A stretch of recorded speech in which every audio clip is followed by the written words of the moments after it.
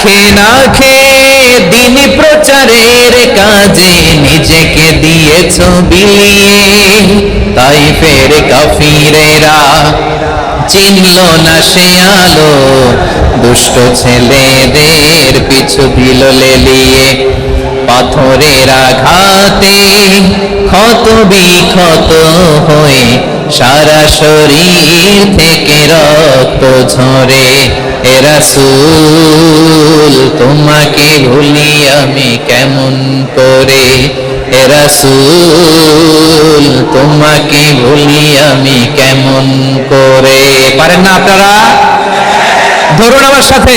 হাজার ব্যথা বেদনার পরে ফিরে আসনি তুমি আপন ঘরে, দিনের আলো তুমি ছড়িয়ে দিতে চলে গেলে মদিনায় মক্কা ছেড়ে। হে রাসূল তোমাকে ভুলি আমি কেমন করে, হে রাসূল তোমাকে ভুলি আমি কেমন করে। ঠিক কিনা বলে? পাখিরা যায় উড়ে যায় আকাশের ওই নীলিমায়, নদীরা যায় ছুটে যায় সাগরের ওই মোহনায়। পাখ পাখালি আর সাগরে নদী, পাখ পাখালি আর সাগরে নদী কার গুণগান গায়।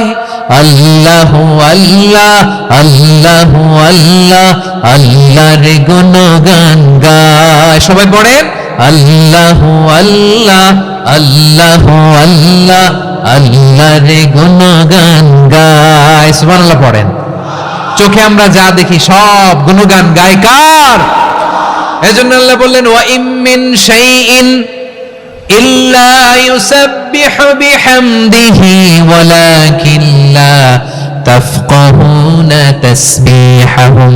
নবমণ্ডল ভূমণ্ডল আকাশে কিংবা জমিনে যেখানে যেটা থাক না সব আল্লাহর তাসবিহ পড়ে, কিন্তু সে তাসবিহের ভাষা তোমরা বোঝো না। ঠিক কি না? তাদেরও তাসবিহের ভাষা আছে। পাখিগুলো তাদের ভাষায় আল্লাহর জিকির করে, পাহাড় তাদের ভাষায় আল্লাহর জিকির করে, সাগরগুলো জলোচ্ছ্বাসে ঢেউয়ের তালে তালে আল্লাহর জিকির করে। সুবহানাল্লাহ পড়েন। ফিস সামাওয়াতি ওয়াল আরদি ওয়া হুয়াল আজিজুল হাকীম। আকাশে জমিনে যেখানে যেটা থাক না তাসবিহ পড়ে কার? জিকির করে কার?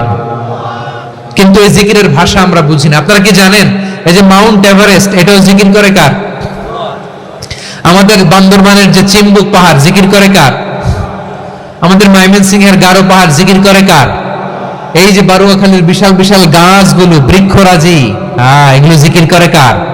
সাগরের অতল গহ্বরে মৎস্যকুল জিকির করে কার? আকাশে ভেসে বেড়ানো পাখিগুলো জিকির করে কার? সালাত কায়েম করো হো সালাত কায়েম করো, হবে সম্মানী তুমি, হবে জান্নাতি তুমি, হবে সম্মানী তুমি, হবে জান্নাতি তুমি। দিবে কাল হাসরে শীতল ছায়া আরশে আজিম, রব্বিয়াল আলা রব্বিয়াল আযীম, রব্বিয়াল আলা রব্বিয়াল আযীম। সুবহানাল্লাহ পড়েন। আউয়ালু মা ইউহাসাবু বিহিল আবদু ইয়াউমাল কিয়ামাতি আস-সালাহ। কিয়ামতের দিন সর্বপ্রথম যে জিনিসটার হিসাব আল্লাহ নেবেন সেটা কি? সালাত। সালাত মানে নামাজ। এই নামাজের হিসাবটা সর্বপ্রথম আমাদের কাছ থেকে চাইবে কে? আপনার আমলনামার এই হিসাব যদি আপনার জন্য কিয়ামতের দিন সহজ হয়ে যায়, পুরো আমলনামাটারে সহজ করে দিবে কে? আর এই সালাতের হিসাবে যদি গন্ডগোল লাগে, সব গন্ডগোল লাগায় দিবে কে?